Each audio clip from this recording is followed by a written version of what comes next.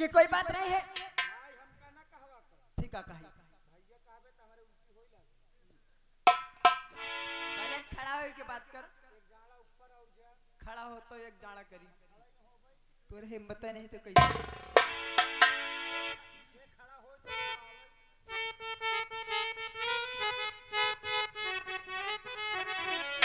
कोई बात नहीं है भैया। ये मत सोच लेना कि किसी की बहन बेटियां अलग हो जाती हैं। मैं जरूर इस भाभी के अपमान का बदला मैं तुमसे जरूर चुकाऊंगी। जो तुमने दहेज की खातिर उसको बर्बाद किया है, आज घर से बेघर कर दिया है, मैं इसका बदला अवश्य चुकाऊंगी।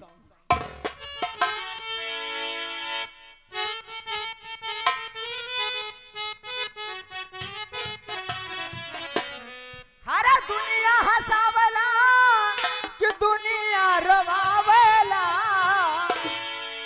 हरा दुनिया हंसावला कि दुनिया रवावला। कि दुनिया का पीर सारी कहावला।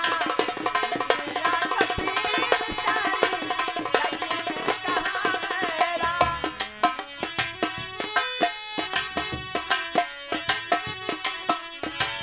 केकरा हंसावला केकरा रोवावला। केकरा हंसावला केकरा रोवावला। दुनिया का पीर सारी जग में कहावला।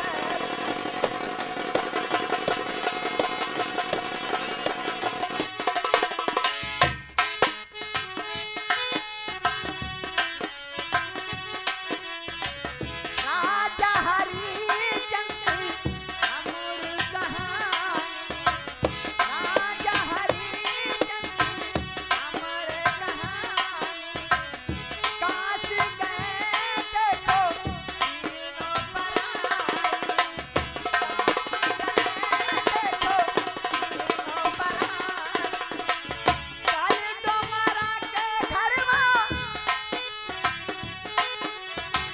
काली डोमरा के घरवा पनिया भरावेला।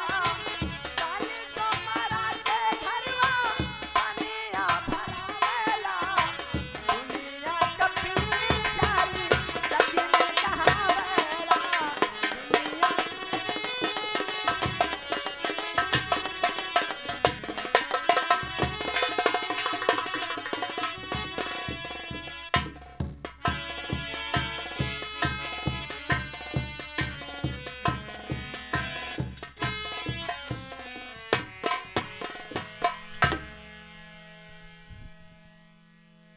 हाँ, मैं सभी नौटंकी प्रेमी भाइयों और माता बहनों को सबसे पहले नमस्कार कहता हूं। दोस्तों, आज हमारे मास्टर ये चाचा भतीजा आपके गांव में आए हुए हैं, तो मैं वादा करता हूं कि आप लोगों को कुछ लेके नहीं जाएंगे, लेकिन कुछ दे के जाएंगे, ताकि ये हमारे अरवासी के भाई लोग हमारे मास्टर चाचा भतीजा को याद करें। दोस्तों, टाइम नहीं है, टाइम बहुत ज्यादा हो चुका है। मैं अपने बारे में बताना चाहता हूं कि मैं कौन हूं और मेरा नाम क्या है और मेरा परिवार कैसा था।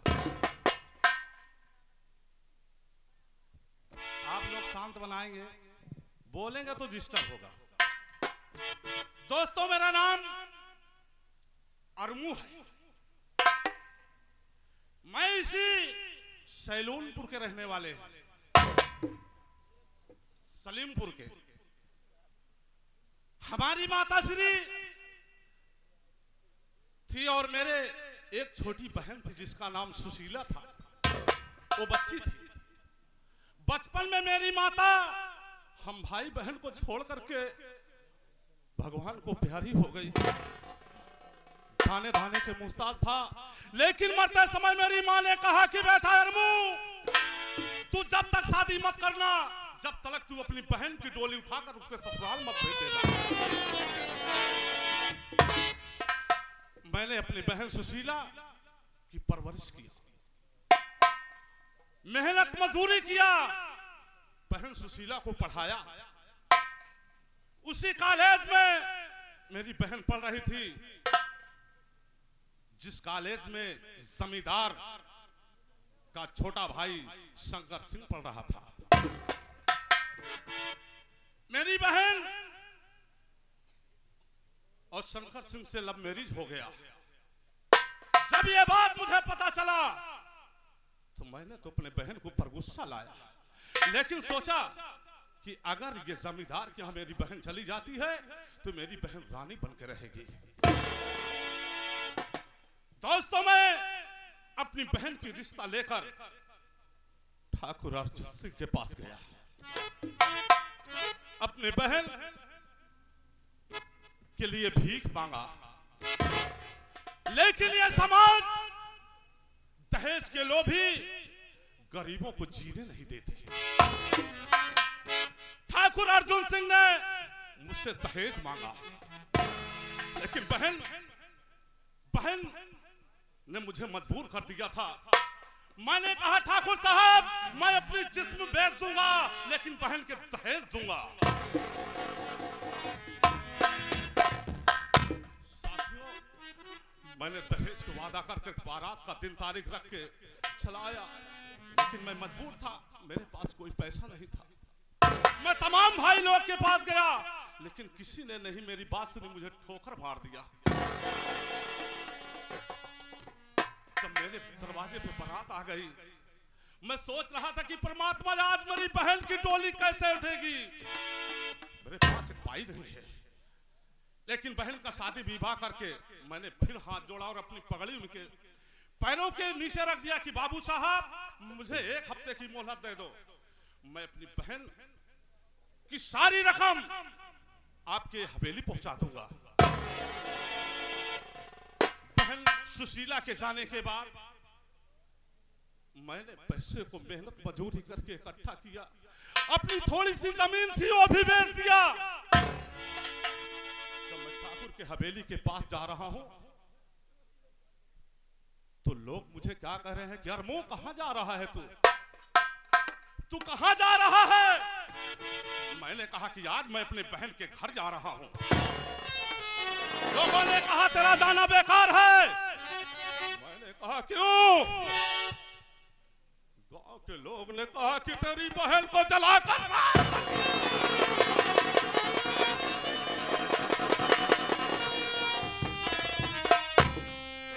दोस्तों, बहन की बात सुनकर के ये अरमो मजबूर कुछ भी नहीं कर पाया, बहन को नहीं बचा पाया। जो बहन हमारे हाथों में राखी बांधती थी, अपने भाई की सलामती के लिए भीख मांगती थी परमात्मा से, मैंने कुछ नहीं कर पाया। यह समाज गरीबों को जीने नहीं देगा, ये दहेज के लोभी गरीब को रहने नहीं देंगे, किसी गरीब की बेटी की शादी नहीं होने देंगे। ये अमीर जो कि आज गरीबों के दुश्मन बन चुके हैं, लेकिन मैं ये बात बर्दाश्त नहीं कर सका। भागते भागते आज मैं इस जंगल में आ चुका हूं। सोच रहा हूं कि बहन, जब तेरा मैं रक्षा नहीं कर सका तो मुझे जीने का कोई हक नहीं है।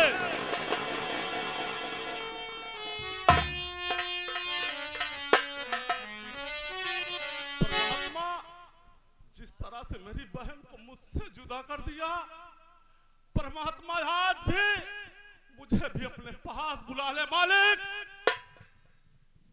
जब तेरे पास आऊंगा ना तो मालिक, मैं तेरे से ये सवाल करूंगा, मालिक अगर गरीबों को पैदा किया था तो उसे इज्जत दिया होता, शोहरत दिया होता, इतना मजबूर क्यों कर दिया?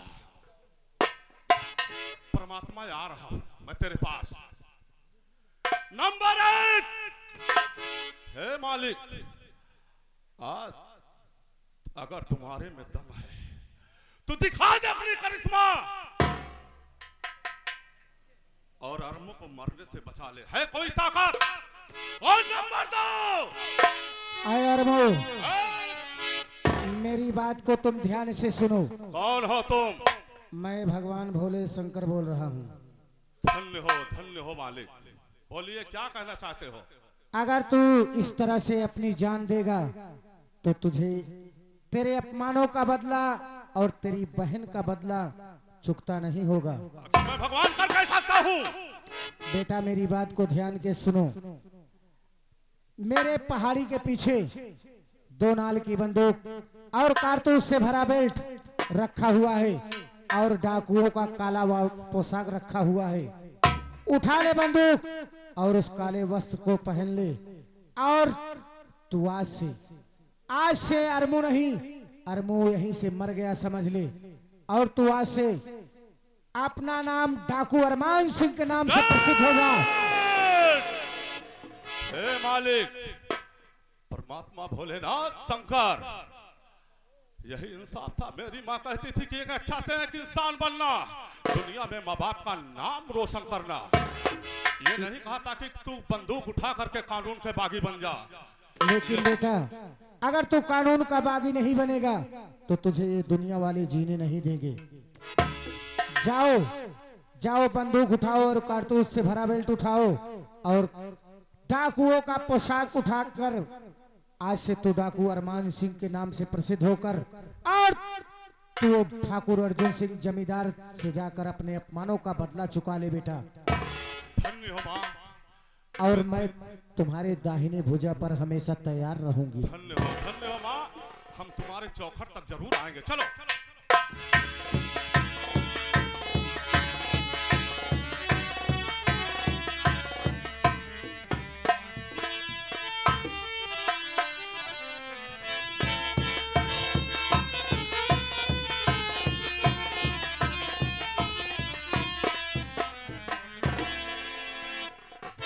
यह बंदूक, हे माँ, जिस तरह से अपने बेटे को तूने यहां तक पहुंचाया है उसी तरह आज बंदूक उठाने की ताकत दे माँ। धन्य हो माँ, आज तेरा सहारा है।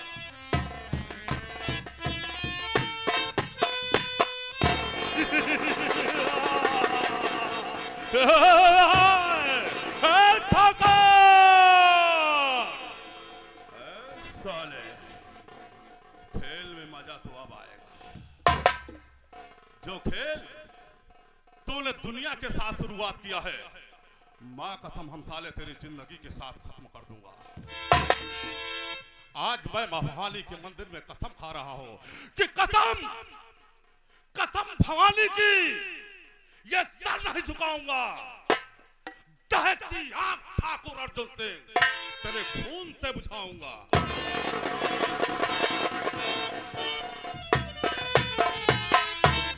न घर की फिक्र मुझको, न डर जमाने की। उठाया हाथ में बंदूक, ये भाग अजमाने की। हम साले तुम्हारे रग रग में इतनी गोली डाल देंगे कि सिविल सर्जन